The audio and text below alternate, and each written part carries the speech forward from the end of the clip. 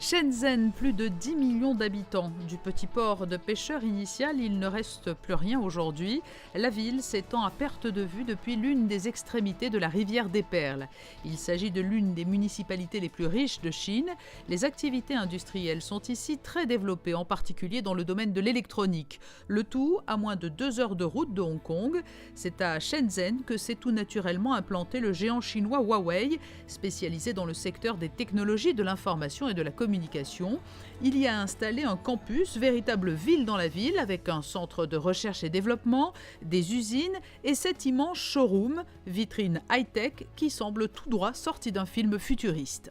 Huawei a été fondé en 88 et fournit trois types de solutions. Donc nous avons 3 segments. Un segment opérateur, pour toutes les solutions vers les opérateurs comme Monaco Télécom. Nous avons des solutions pour le milieu de l'entreprise, avec des solutions très spécifiques, type data storage, type LAN switch, et des solutions pour les consommateurs avec des smartphones, des tablettes et des outils de connectivité. À l'occasion de la mission CDE organisée à Hong Kong, toute la délégation d'entrepreneurs de la Principauté a pu découvrir les installations du groupe Huawei, avec pour point d'orgue de la visite la signature d'un accord avec Monaco Télécom.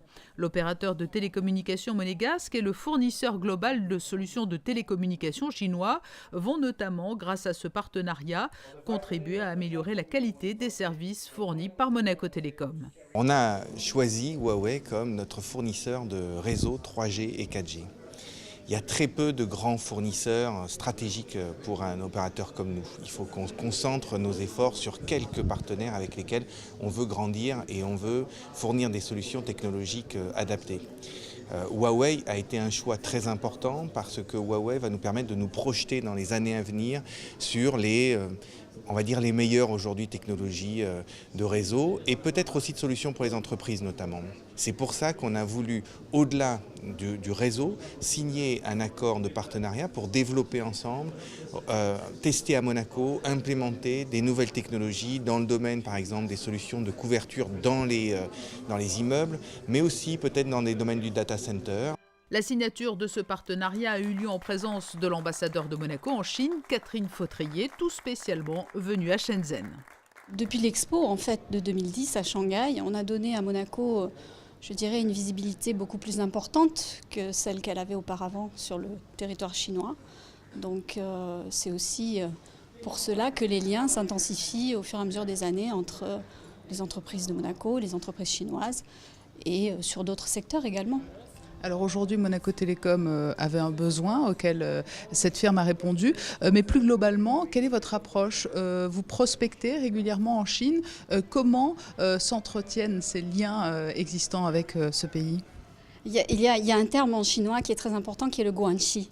Guanxi, ça veut dire toutes les relations que l'on peut avoir effectivement, aussi bien sur le plan personnel que sur le plan professionnel. C'est quelque chose qui est extrêmement important si on veut travailler avec la Chine et si on veut entretenir des relations pérennes avec cette économie et cette culture qui est fondamentalement différente de la nôtre.